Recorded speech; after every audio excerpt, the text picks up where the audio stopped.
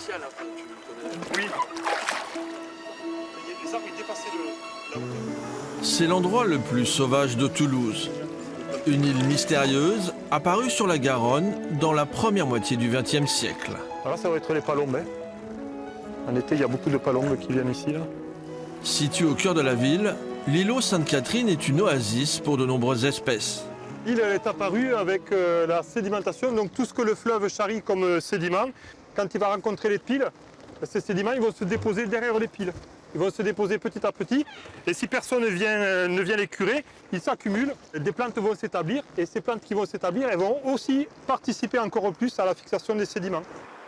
Le pont Saint-Michel sert de tuteur à la langue de terre. Il est interdit d'accoster sur l'île, sauf pour les scientifiques du Muséum d'histoire naturelle. Boris Pressec est botaniste. Il vient régulièrement faire l'inventaire de la flore insulaire. Toutes les plantes, qu'elles soient locales ou exotiques, ont poussé naturellement.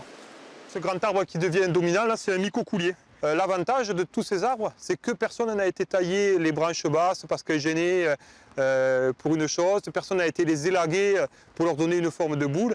Ils ont un port naturel.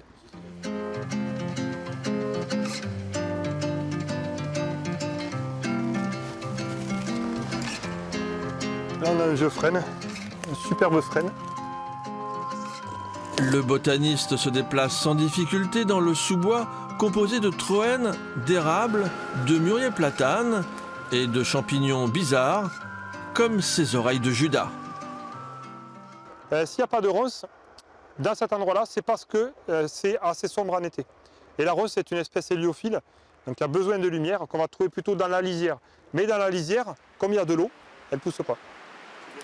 L'île Sainte-Catherine est un paradis pour les oiseaux qui ont trouvé un refuge dans la ville. Un grèbe huppé a pris le large en voyant arriver les visiteurs. Hérons, goélands et martins pêcheurs ne sont jamais bien loin. Il y a bien sûr des oiseaux qui nichent, qui viennent se reposer, qui viennent se nourrir.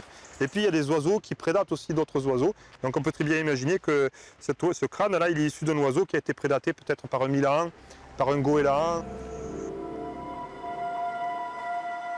Posé au milieu du fleuve, le site naturel n'échappe pas à la pollution.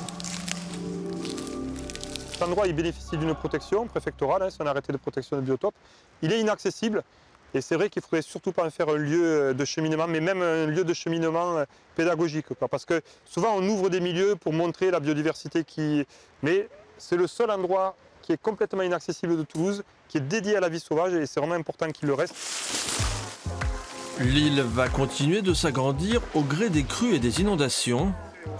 Derrière une autre pile du pont Saint-Michel, un nouvel îlot sauvage est en train de faire son apparition.